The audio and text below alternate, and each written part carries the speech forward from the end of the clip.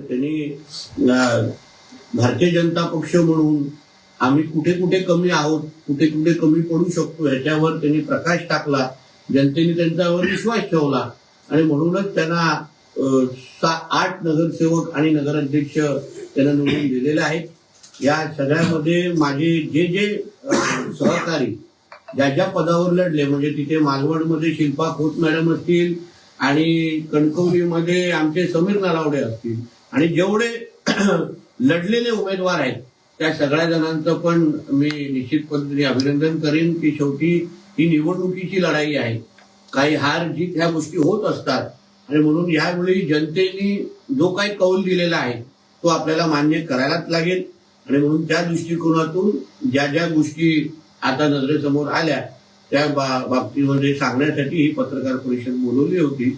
यापुढे जिल्ह्याच्या विकासासाठी जिथे जिथे माझी मदत लागेल, जिथे जिथे माझे सहकार्य लागेल, या सगळ्या जणांना देण्याचा शब्द या निमित्ताने मी देतो.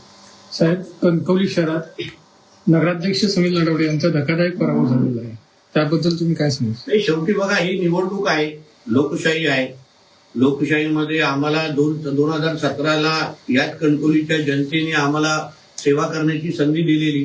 कदाचित आम्ही जी काय कामं केली, जी काय विकास कामं केली ते जनतेला रुजली नसतील, जनता त्याच्यावर समाधानी नसेल, जनतेला त्याच्यामध्ये प्रश्न असतील आणि त्याच्यामुळे जनतेने आपलं मत, आपला राग, आपली भावना या मतदानाच्या माध्यमातून आमच्यापर्यंत पोहोचवलेल्या आहेत. शेवटी निवडणुका ह्या जनतेच्या मनात काय आहे हे सांगण्याचं एक प्रक्रिया असते आणि जनतेच्या मनात ज्या ज्या गोष्टी होत्या त्या ह्या निवडणुकीच्या निमित्ताने आम्हाला कळलेल्या आहेत.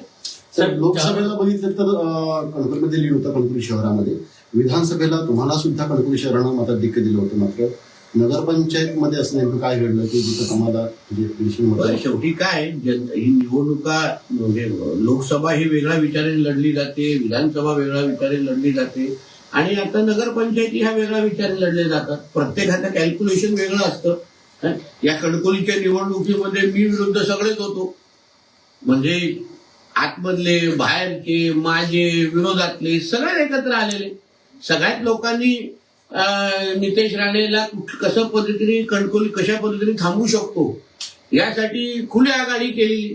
शहर विकास आघाडीचं उद्दिष्ट तेवढं होतं की कुठल्याही पद्धतीने नितेश राणे आणि ह्या लोकांना तुम्ही अद्दल घडवा. त्या बाबतीमध्ये जे काही 15-20 दिवस मला जो काय अनुभव आला, मी निश्चित पद्धतीने ह्या बाबतीमध्ये पक्ष नेतृत्वाशी बोलणार आहे, आदरणीय देवेंद्र फडणवीसांशी जाऊन बोलणार आहे. कारण का ज्या परिस्थितीमध्ये मी निवडणूक लढवली त्याच्यामध्ये नेमकं माझे कोण हा फार मोठा प्रश्न मला विचारासारखा वाटतो. कारण का मी प्रत्येक जण माझ्या विरोधात लढत होता, म्हणजे कुटुंबापासून विरोधकांपर्यंत. म्हणजे आश्चर्य असं वाटतं की समीर नलावडे असो आणि जे जे काही हे आमचे सन्मान्य राणे साहेबांसाठी वर्षानुवर्ष सेवा केलेले कार्यकर्ते, त्यांना पराभूत करण्यासाठी आमचे सगळेच लोक विरोधात गेलेले. मग उद्या कार्यकर्त्यांनी आमच्या कुटुंबासाठी काम करत असताना निश्चित पद्धतीने यापुढे विचार करतील. कारण हेच अगर कार्यकर्त्यांना फळ भेटत असेल तर निश्चित पद्धतीने यापुढे कार्यकर्ते विचार करतील.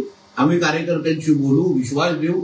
शेवटी सन्मान्य राणे साहेबांच्याच नेतृत्वाकडे बघून ते वर्षानुवर्ष राजकारणात, समाजकारणामध्ये आहेत. फार लहान वयापासून हे लोक सगळे राणे साहेबांना बघून निवडणुकीमध्ये काम करतात, म्हणजे राजकारणात काम करतात. पण अगर अशा परिस्थितीमध्ये अशा निवडणुका लढवल्या गेल्या, मी एवढं जनतेला जो शब्द दिलेला पालकमंत्री म्हणून किंवा एक राजकीय कार्यकर्ते म्हणून की मी वातावरण खराब करायला देणार नाही, मी वातावरण खराब होत असेल तरी पण मी संयम ठेवणार, मी शांत राहणार. आणि तसं मी राहिलो. धिंगाणा घालणं, तमाशा. तर नितेश राणे यांची ही प्रतिक्रिया आपण पाहत होतो.